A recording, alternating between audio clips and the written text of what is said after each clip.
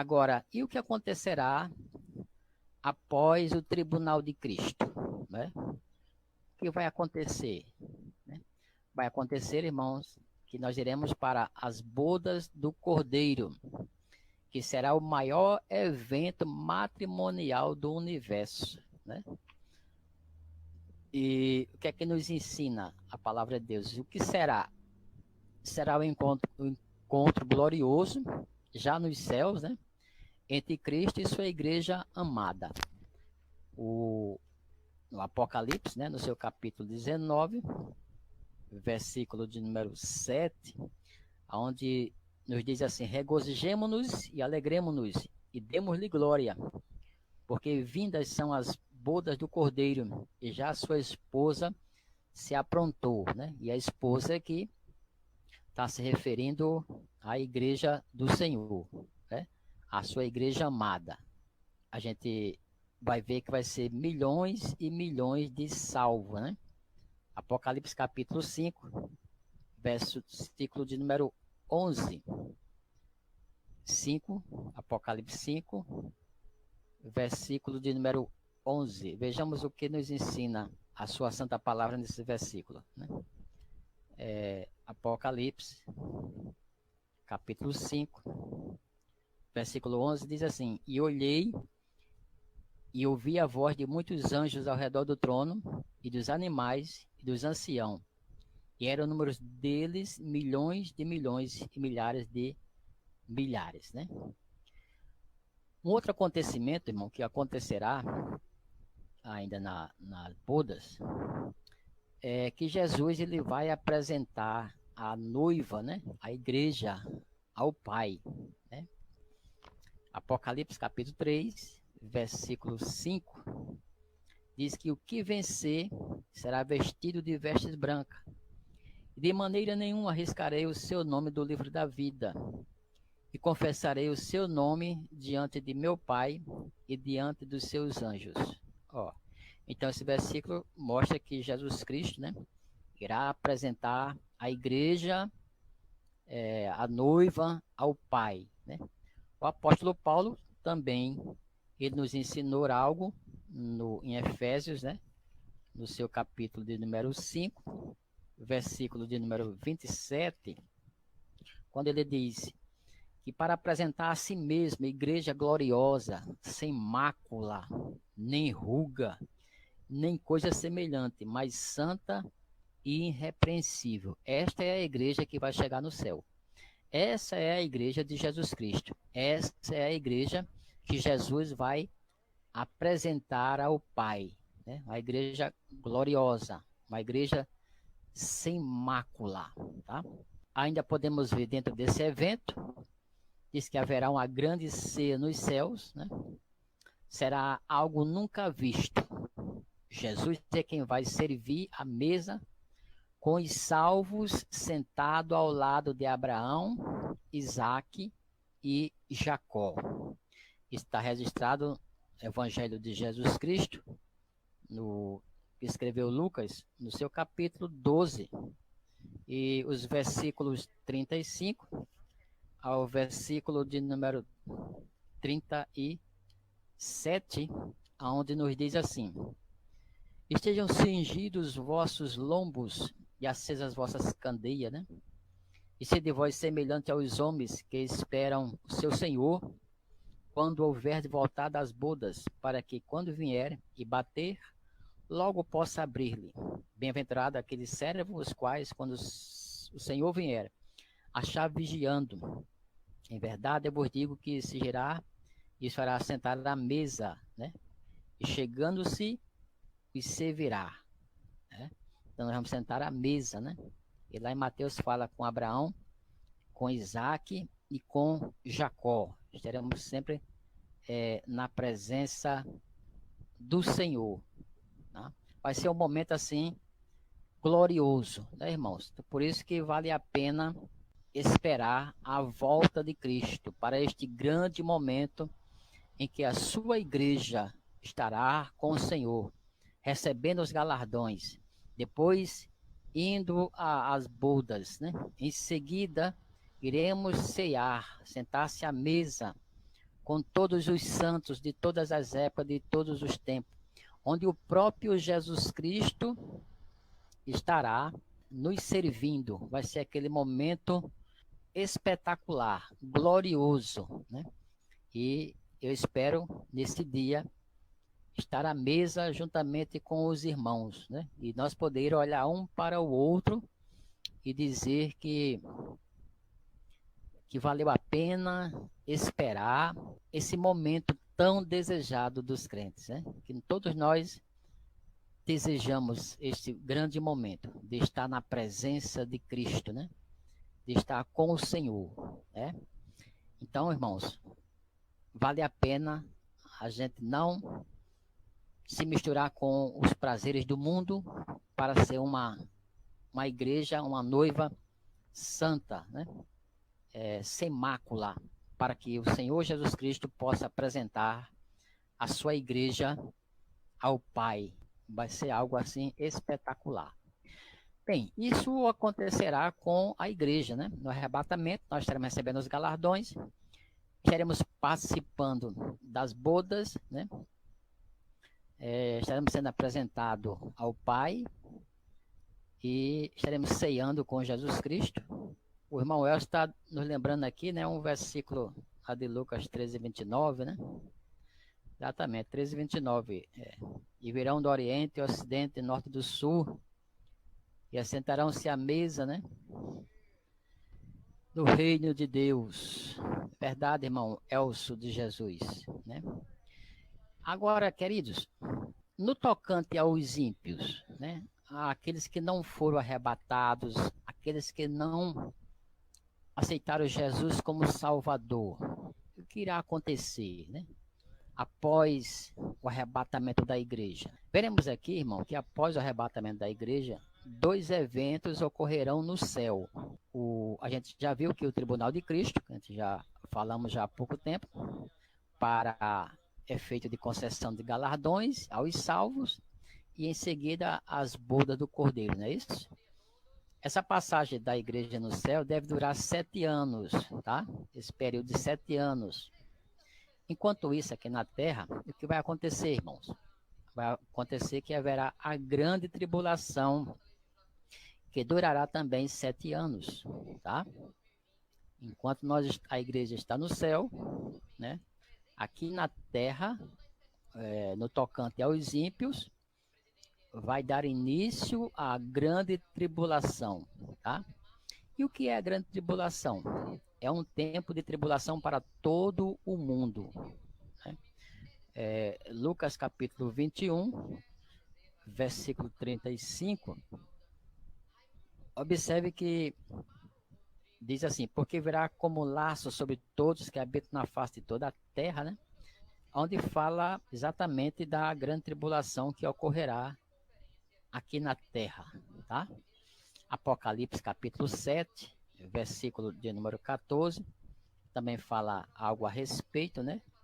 Que diz, e disse, Senhor, tu sabes, e disse, estes são os que vieram da grande tribulação, lavaram suas vestes e abranquearam no sangue do Cordeiro, né?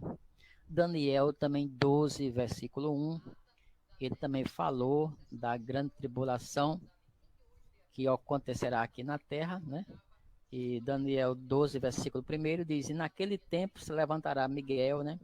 O grande príncipe que se levantar a favor dos filhos do teu povo. Haverá um tempo de angústia, a qual nunca houve, desde que houve nação até aquele tempo. Mas naquele tempo livrar-se ao teu povo, todo aquele que for achado escrito no livro, né? Então, a gente vê que a grande tribulação ela está registrada, né? No Antigo Testamento, no Novo Testamento, fala da agonia de Jacó, né? É o tempo da ira futura, né? Paulo escreveu aos Tessalonicenses falando sobre a ira, né, futura que acontecerá aqui na terra, referindo-se exatamente à grande tribulação, tá? 1 Tessalonicenses, né? Versículo, aí tá, 1 Tessalonicenses capítulo versículo 20, mas não é 1 Tessalonicenses versículo 1, capítulo 1, versículo 10, né? esperar dos céus seu Filho, a quem ressuscitou dentre os mortos, a saber, Jesus Cristo, que nos livrará da ira futura, né? É o dia da vingança também, é o dia da vingança, Isaías 63, versículo 1 ao 4, Apocalipse capítulo de número 6, do 1 ao 17, onde vai ser a abertura dos 6 primeiros selos. Então, a grande tribulação será um momento, irmão, triste, né? Para aqueles que vão ficar aqui na terra, né? É o dia da vingança. Haverá uma tribulação que nunca houve na face da terra, tá bom? Em um outro estudo que eu estou preparando, um estudo mais avançado sobre Apocalipse, aí irei abordar mais sobre este assunto com mais profundidade, tá? Como aqui é um curso básico, não dá para falar tudo, mas há grandes acontecimentos que ocorrerão aqui na Terra no que se refere aos ímpios, né? E a grande tribulação. Tá? Vejamos ainda o que acontecerá, né? Deixando bem claro, irmão, que a igreja não passará pela grande tribulação, tá certo? Paulo escrevendo aos Romanos, né? No seu capítulo 8, versículo 1, ele diz, portanto, agora nenhuma condenação há para os que estão em Cristo Jesus, que não manda segundo a carne, né? Mas segundo o Espírito. Não haverá condenação para nós. 1 Tessalonicenses 1,10 nos diz que, nos diz aqui esse versículo que nós esperamos do céu o seu Filho que ressuscitou dentre os mortos, Jesus que nos livra da ira futura, né? A gente pode ver ainda em 1 Tessalonicenses 5,9, porque Deus não nos destinou para a ira, mas para a aquisição da salvação por nosso Senhor Jesus Cristo, né? Versículo 10, né? Enfim, a igreja não tem motivo nenhum para ela passar pela grande tribulação, né?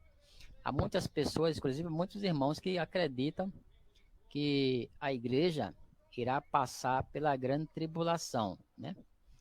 Eu não sei por quê, né? Porque eu não vejo qual o motivo a igreja passar por esse momento da ira de Deus, né? Se ela é a noiva, então isso não tem lógica, tá bom? Isso não tem lógica, tá? Quando vai ocorrer a grande tribulação? Durante a 70ª semana de Daniel, né? Lá em Daniel 9, 24 ao 27, fala das 70 semanas de Daniel, né? E a sexta, nona já se cumpriram. Falta agora a última semana de Daniel, a 70ª semana, né? Inclusive eu tenho, dentro desse estudo que eu estou preparando, nós iremos estudar sobre as 70 semanas de Daniel. Então, atualmente, aonde a igreja se encontra, né? Atualmente a igreja está experimentando o princípio das dores, conforme Mateus 24, versículo 8. Né? Jesus Cristo disse que isso era apenas o princípio das dores, né? Diz que ele fala de nação contra nação, reino contra reino, né? Ele diz ainda também que terremoto, de pestes, né? Enfim, ele fala que todas essas coisas são os princípios de dores, mas que ainda não era o fim. Estes são os momentos que a igreja vem passando desde Cristo até hoje, até o momento que toda a história, ela foi perseguida, né? E continuará sendo perseguida até a volta de Cristo. Mas aqui é apenas o princípio das dores. Não estamos passando pela grande tribulação e nem a igreja passará pela grande tribulação, porque não há necessidade da igreja passar pela grande tribulação, tá certo? O que vai acontecer?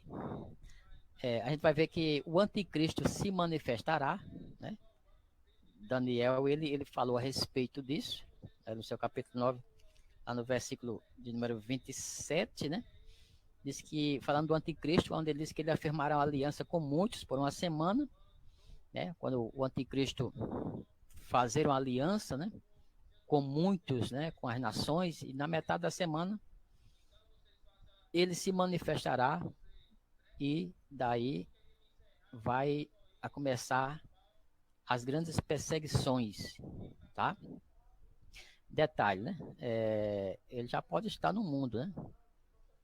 Ele só não se manifesta por causa da igreja de Jesus Cristo, que o detém, né? Porque o Espírito Santo, né? E a igreja está aqui fazendo seu papel, e isso o detém de ele se manifestar. Mas quando a igreja for tirada, ele vai se manifestar. O anticristo era uma espécie de super-homem, né? Ele vai lembrar que ele vai ser nascido de mulher, né? Mas ele vai ter vai ter uma grande inteligência, né?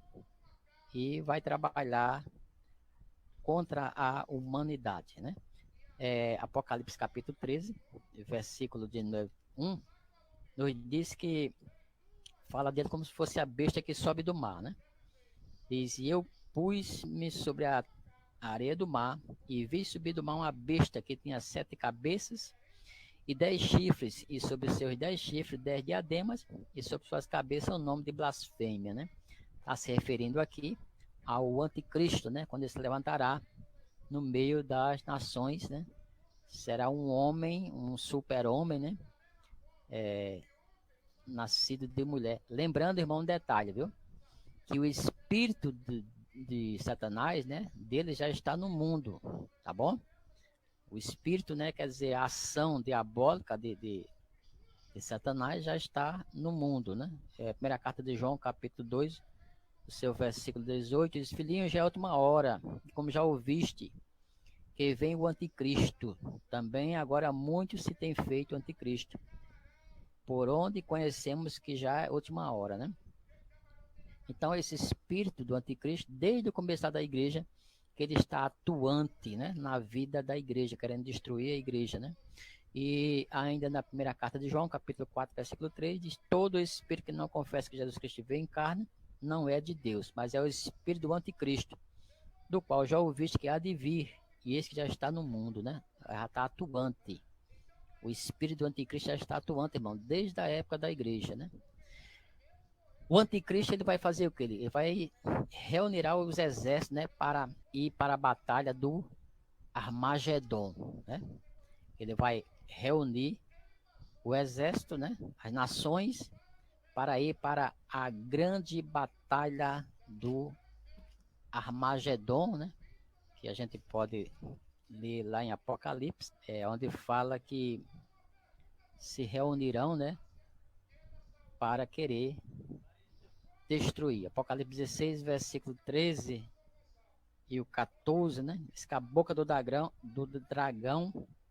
e da boca da besta e da boca do falso profeta vi sair 3 espíritos imundos, semelhantes a rãs, porque são espíritos de demônios que fazem prodígios, os quais vão ao encontro dos reis da terra e de todo o mundo, para os congregar e para a batalha naquele grande dia do Deus Todo-Poderoso, né?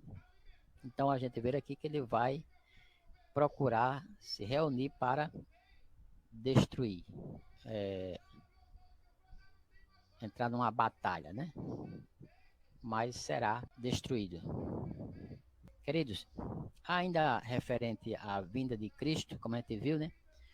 O dia do Senhor, que é a segunda fase de sua vinda, né? Quando a gente lê na Bíblia o dia do Senhor, está se referindo da segunda fase de sua vinda. Dá para não misturar as duas, né? O dia do arrebatamento e o dia do Senhor. Tá bom? Observe que na primeira fase da sua vinda, Jesus terá vindo para os seus. Tá bom? A gente já falou isso há pouco tempo. Após o período da grande tribulação na terra, né? Que a gente vai às bodas do Cordeiro, Jesus voltará com os seus santos para dar fim às catástrofes mundiais e implantar o seu reino milenial, tá? Então, lembre-se que a igreja estará com Cristo, mas aqui na terra, o anticristo e os demônios, né, estarão unidos com o propósito de atacar e destruírem, né? E nesta segunda fase, que é o dia do Senhor. Observe que nesta segunda fase Jesus voltará com os santos para o quê? Ele dá fim às catástrofes que estão ocorrendo, né? E plantar o reino milenial.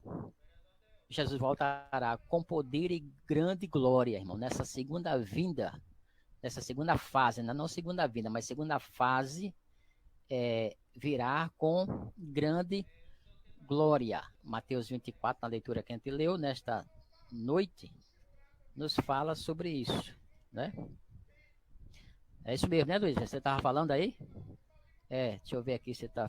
Sim, pastor, você está afirmando aqui que sim. Muito bem. Aquela sua colocação lá. Mateus 24, versículo de número 30, né? Vejamos aqui o que aqui diz. Diz assim: então aparecerá no céu o Filho do Homem, e todas as tribos da terra se lamentarão, e verão o Filho do Homem vindo sobre as nuvens do céu com poder e grande glória. Olha, percebe aqui que é a segunda fase, né? É a segunda fase da sua vinda, né? Então aqui todo olho agora o verá, né? Porque na primeira fase, todo olho não viu o arrebatamento da igreja, né? Nós encontramos o Senhor nos ares, conforme lá em Tessalonicenses e Coríntios, né? Mas aqui todo olho verá, né? E diz aqui que ele vai vir com poder e grande glória. E o bom aqui que a igreja estará voltando com ele, triunfante, viu? Paulo ainda escreveu algo a respeito, né? Lá, acho que lá em Tessalonicenses, na segunda Tessalonicenses, o capítulo 1, verso 8, diz: como labareda de fogo, tomando vingança dos que não conhecem a Deus, dos que não obedecem ao evangelho de nosso Senhor Jesus Cristo, né? O versículo 9 diz: os quais por castigo padecerão eterna perdição entre a face do Senhor e a glória do seu poder. Então Cristo volta agora nessa segunda fase, que é conhecido como o dia do Senhor, né? Quando você estiver lendo a Bíblia e falar sobre o dia do Senhor, não está falando do arrebatamento, está falando desta vinda na segunda fase de Jesus Cristo, tá? Apocalipse capítulo 19, versículo 11 ao 18 também fala, né? Será visto por todas as pessoas no mundo, conforme a gente já leu alguns versículos, mas Apocalipse também fala a respeito, né, desta vinda, lá no capítulo 1, versículo de número 7, onde diz: eis que vem com as nuvens, e todo olho verá, até os mesmos que traspassaram, e todas as tribos da terra se lamentarão sobre ele, né? Então, nesta vinda do dia do Senhor, será visível, todo olho vai ver, né? Zacarias profetizou, né, também sobre isso, e assim sucessivamente. A batalha do Armagedon, que a gente já ouviu há pouco tempo, né? Também é conhecido como lá do Vale de Jeosafá, né? Ou seja, o Vale da Decisão, como disse o profeta Joel, no capítulo 3, versículo 2, 9 ao 14, onde os exércitos de todo mundo se reunirá para destruir Israel neste momento, né? O anticristo vai reunir grandes forças militares, né? E vão tentar destruir Israel mais uma vez, né? Porque já houve várias tentativas, irmãos, para destruir Israel, né? Israel já lutou na Guerra dos 6 Dias, lutou com 5 exércitos, né? E em 6 dias ele venceu todos os 5 ali ao seu redor, né? Egito, Síria, né? E outros ali, eles em 6 dias, na Guerra dos 6 Dias, Israel venceu. Dessa vez aqui, o anticristo ele vai reunir o maior número de forças militares para ir ao encontro de Israel e tentar destruir Israel, né? Mas é neste momento em que Cristo vem ao socorro, né? Vem ajudar ali aqueles judeus que não tinham recebido Cristo como Salvador, tá? Quando Cristo voltar, irmãos, né? Quando Cristo volta, ele vem socorrer a tribo de Israel. O que vai acontecer agora? Quando Cristo vem nessa... A gente viu há pouco tempo aqui, a vinda de Jesus em glória, né? O dia do Senhor. Quando Satanás, ele reúne todo o seu exército com seu arsenal, né? Que vai contra Israel. O que acontecerá agora? O que vai acontecer agora é que Jesus vai contra o inimigo, tá? Franklin está aqui nos dando um versículo, né? Lá de Mateus 24, 21, né? Porque haverá então grande aflição como nunca houve, né? Desde o princípio do mundo até agora, tão pouco haverá jamais. 24 e 21, que fala da grande tribulação que o Franklin de Moraes está nos trazendo ali, tá? Então, neste grande momento, Jesus Cristo, ele estará vindo, voltando com a igreja. Lembre-se mais uma vez, irmão, a igreja não vai passar pela grande tribulação, tá? Eu não vejo, irmãos, biblicamente, teologicamente, a necessidade da igreja passar pela grande tribulação. Eu já vi várias pessoas, irmãos, inclusive do nosso meio, achando que a igreja irá passar pela grande tribulação. Eu não vejo teologicamente isso. E nem vejo nenhum motivo também. Por que a igreja tem que passar pela grande tribulação, né? Não há necessidade disso. A igreja estará triunfante com Jesus Cristo, né? Com o nosso Senhor nos ares, tá? E quando Cristo voltar, nós estaremos voltando com ele também, porque a igreja já tem o seu lugar. Bem, o que vai acontecer, como eu já falei há pouco tempo, é socorrer a tribo de Israel. Jesus vem e Satanás será preso por 1000 anos, né? Conforme a gente vê lá em Apocalipse, no seu capítulo 20, versículo 1 ao 3, né, nos diz o versículo que um anjo poderoso, né, com a chave do abismo, né, esse anjo vem para prender Satanás, né, e ele traz em sua mão uma cadeia, né, em sua mão. Vamos ler Apocalipse 1 ao 3, que diz assim: e vi descer do céu um anjo que tinha a chave do abismo e uma grande cadeia na sua mão. Ele prendeu o dragão, a antiga serpente, que é o diabo, e Satanás, e amarrou por 1000 anos. E lançou-o no abismo, e ali o encerrou, e pôs selo sobre ele, para que não mais engane as nações, até que os 1000 anos se acabem. E depois importa que seja solto por um pouco de tempo. O diabo será lançado no abismo, e ali ficará durante 1000 anos, né? Ficar preso ali durante 1000 anos. Bem, o que vai acontecer agora, depois da prisão de Satanás? Vai vir o reino milenial, né? Que o reino milenial é um período de 1000 anos, em que Jesus, juntamente com a sua igreja glorificada, governará aqui na terra, viu? Então, a partir desse momento, terá início, após o término da grande tribulação, né? O anticristo, o falso profeta e o diabo estarão derrotados, né? As nações serão julgadas, tá? Inclusive a igreja vai julgar juntamente com Cristo, né? Com os apóstolos, né? Haverá esse julgamento dos que vão entrar e os que não vão entrar no reino milenial, tá bom? Em outro momento eu irei falar mais a respeito do milênio, tá? Jesus, o que vai acontecer? Jesus governará a terra juntamente com a igreja, né? Juntamente com a igreja. A igreja é a que vai se encontrar no céu, é aquela que a gente viu, sem mácula, né? Adornada, né? Essa vai ser a igreja que vai estar no céu, que não há necessidade de passar por nenhum processo de grande tribulação. Bem, Jesus governará juntamente com a igreja aqui na terra, vai se cumprir a profecia lá de Jeremias, capítulo 30, e o versículo de número 9, né, e 11. E também Zacarias fala a respeito do assunto, o versículo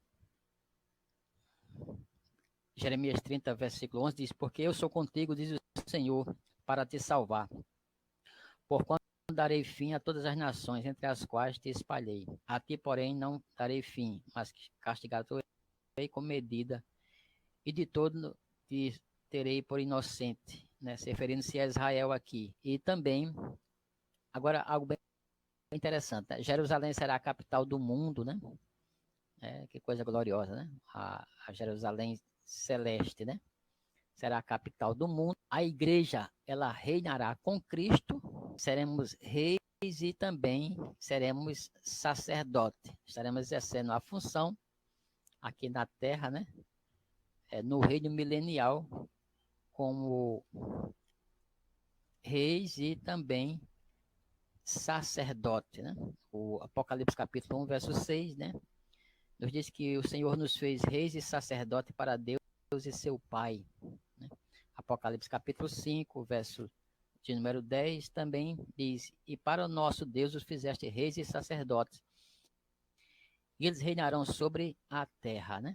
Apocalipse capítulo 11, o versículo de número 15, também fala algo a respeito, quando nos diz que os reinos do mundo vieram a ser de nosso Senhor e do seu Cristo, e ele reinará para todos sempre, né? Então a igreja estará aqui reinando no período milenial juntamente com Jesus Cristo, tá? Vai ser um momento glorioso para cada um dos servos do Senhor, né? Que continuarão, irmão, exercendo a função de servir a Cristo, né? De estar em sua presença servindo juntamente com Ele. Graças a Deus por isso. Isso é importante para a vida do crente, ele entender estas coisas, né, da parte do Senhor. Amados, nós estamos concluindo, tá? Esse estudo. Este é um curso básico, tá? Mas o assunto ele é muito mais profundo. Hoje nós estaremos concluindo o nosso curso básico de teologia. Eu espero que os irmãos tenham aprendido bastante, né? E que tenha sido proveitoso para cada irmão, tá certo? Eu estou preparando, irmãos, outros estudos, né, mais avançados.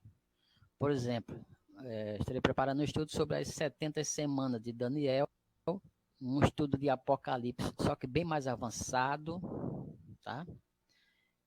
Nesse estudo avançado de Apocalipse, iremos falar com detalhes sobre os 7 selos, as 7 trombetas, as 7 taças, o anticristo, as 2 testemunhas e a grande tribulação. Esse estudo aqui, ele só neste assunto ele dá para um mês de estudo. É muita coisa, um conteúdo riquíssimo. Você vai compreender também sobre o anticristo, né? Estudar mais detalhes sobre ele, tá?